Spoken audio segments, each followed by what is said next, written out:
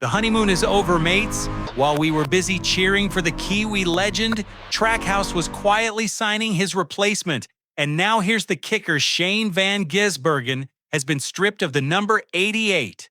Yep, the car he won races in. The number Trackhouse plastered all over their merch, gone. Handed to a 19-year-old American kid named Connor Zilisch. SVG has been shuffled into the number 97 like a bloke shoved to the back of the bar queue. And if you think that's just a number swap, you haven't been paying attention. This is corporate body language. This is Trackhouse telling the world who their new prince is. And the timing? Zilisch hasn't even started his first full Cup season yet. That's right, they're crowning the heir before the king is even cold. So today on NASCAR Nation Decoded, we tear the lid off the dirtiest internal politics in the Cup garage. But before we dive in, listen up, you legends. If you're watching from Brisbane, Auckland, Perth, or anywhere the Tasman touches, this channel is your corner. Smash that subscribe button. Not for me, for him, for SVG. Because every click is a vote that says the Kiwi deserves a fair dinkum go in America. The Yank media won't fight for him. The NASCAR establishment won't fight for him. So it's down to us. Subscribe, hit the bell, and join the fight to protect SVG's legacy. We're his crew now. Right, let's get into it. So who is Connor Zilisch? Picture this: a teenager from North Carolina who in his rookie Xfinity season in 2025 racked up 10 wins. 10. He shattered the rookie wins record. He clinched the regular season title. He scored JR Motorsports' 100th victory at Indianapolis. He finished runner-up for the championship at 19 years old. Fair play to the kid. He's the most hyped American prospect since a young Kyle Larson. Now compare that to SVG's Cup numbers. Shane's rookie Cup season in 2025, 5 wins, every single one on a road course. Mexico City, Chicago, Sonoma, Watkins Glen, Charlotte, Roval. He was untouchable when the track turned right. He won Rookie of the Year. He looked like a wizard, but on the ovals, mate, it was a horror show. Average finish on intermediate ovals sitting around 26.4. At one point early in the season, his overall average finish was 27.5. Only Cole Custer and Cody Ware were behind him. His driver rating? 48.1, 33rd out of 36 full-time blokes. He was having a proper shocker every Sunday. The track didn't have a chicane, and here's what nobody in the American press is saying out loud. Trackhouse looked at those two stat sheets side by side and made a decision, a cold business decision, but what they did next, that's where it gets ugly. Here's the part the team's PR machine doesn't want you sniffing around. When you run 3 cars out of one shop, every nut, every bolt, every wind tunnel hour, every simulator slot, it's a finite resource. And resources flow toward the driver the team believes in. Look at what happened across 2025. Zilisch, the kid, was already racing the 87 in select Cup events while SVG was still grinding. Then Trackhouse handed Zilisch a multi-year Cup deal months before they officially extended SVG's contract. Read that again.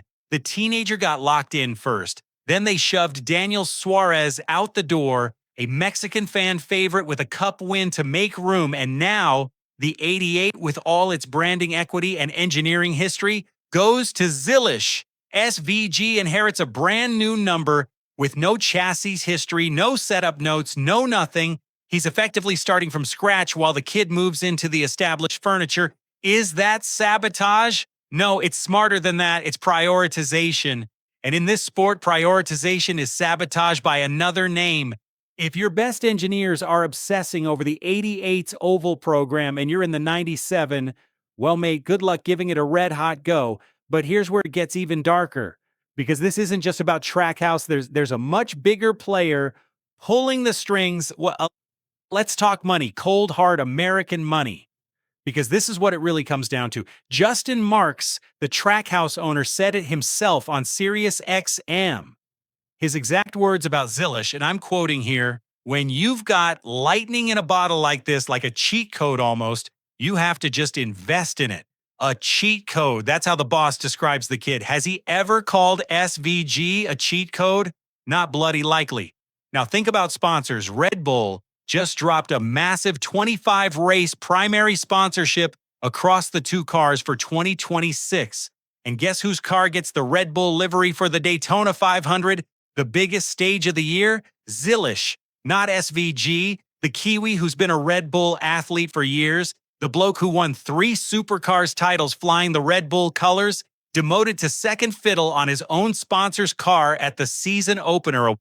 Why? Because sponsors don't buy past performance, they buy future earning potential. A 19-year-old American kid with movie star looks and a 15-year runway in front of him is worth more to a Coca-Cola, a Geico, a Chevrolet than a 36-year-old Kiwi who'll be retired by 2030. It's not personal. It's not about talent. It's about which face sells more energy drinks for the next decade, and that's a fight SVG was never going to win. So here's a question for you down in the comments, and I want a war in there. Are you Team SVG, the seasoned road course assassin who's still got everything to prove on ovals? Or are you Team Zilisch, the American golden boy who might be the next Jeff Gordon? Drop your team in the comments. Let's see how loud the Anzac crew really is. But here's where the plot thickens like a tin of condensed milk, because there's a rumor floating around the Charlotte garage that won't die, and it has the name Hendrick written all over it. Connor Zilisch came up through JR Motorsports. JR Motorsports is partially owned by Rick Hendrick. Hendrick has the deepest pockets, the best engineering, and 4 Cup cars, including the reigning champ. And whispers from inside Chevrolet HQ in Detroit say the manufacturer has been quietly investing in Zilisch's development for years, viewing him as the long-term face of Chevy in NASCAR. Reports out of Sports Yahoo and Daily Downforce have outright linked Zilisch to a future Hendrick seat. The kid signed a multi-year deal with Trackhouse, but multi-year doesn't mean forever. Chase Elliott isn't getting any younger. William Byron is locked in, but seats open up. They always do. So flip the script. What if SVG sees the writing on the wall? What if the Kiwi looks at Trackhouse, sees Zilisch getting the 88, the sponsors, the engineers, the love, and decides enough is enough? Where does he go? Here's the wild bit. SVG's road course brilliance is the most valuable commodity in modern NASCAR. There are 6 road courses on the schedule now. He's a guaranteed win every time the wheel turns left and right. Any team would kill for him on those weekends. RFK Racing has shown interest in supercars talent before. 23XY Racing under Michael Jordan loves a marketing story. Even Stuart Haas, before they shut, sniffed around international drivers. And don't laugh, but what if Toyota came calling? Imagine that. The Kiwi defecting from Chevy to TRD with a Joe Gibbs satellite ride, the petrol head equivalent of a state of origin defection. It would shake the sport, but the question hanging over all of this, the one nobody wants to ask out loud, is whether SVG even wants to keep fighting this fight. Think about it. The bloke is a 3-time Supercars champion. He's already a legend back home. He doesn't need NASCAR for his legacy. He came to America for the challenge. And in 2025, he proved the road course point emphatically, undeniably, with 5 wins. But now he's being asked to grind out 30-plus oval races a year against drivers who've been turning left since they were 5 years old. While his own team prioritizes a teenager, that's not a challenge anymore, that's a slog. Here's my prediction, and I'll stake it on the table. SVG runs the 2026 season. He wins another 2 or 3 road courses, possibly Mexico City again, definitely Watkins Glen. He'll show flickers on ovals at Daytona and Talladega, where chaos is the great equalizer. But by mid-2026, when Zilisch inevitably scores his first Cup win and the American media coronation begins, Shane van Gisbergen will start fielding offers. Quietly, from Supercars teams begging him home from Toyota, maybe even from Hendrick themselves as a road course ringer. And by the end of 2027, I reckon SVG is either back in a Holden Sorry, a Chevrolet Camaro supercar tearing up Mount Panorama, or he's the highest paid road course specialist in NASCAR history on a part-time deal with someone other than Trackhouse, because the honeymoon is over, legends. Trackhouse made their choice. They chose the teenager, and the Kiwi, he's nobody's second fiddle. So here's the burning question I want you chewing on tonight. Will SVG still be in a Trackhouse car when the 2027 Daytona 500 rolls around? Or will the greatest road racer of his generation be wearing a different uniform entirely? Drop your prediction below. Hit subscribe if you're riding with the Kiwi, and I'll see you in the next investigation. This has been NASCAR Nation Decoded. Stay sharp, mates.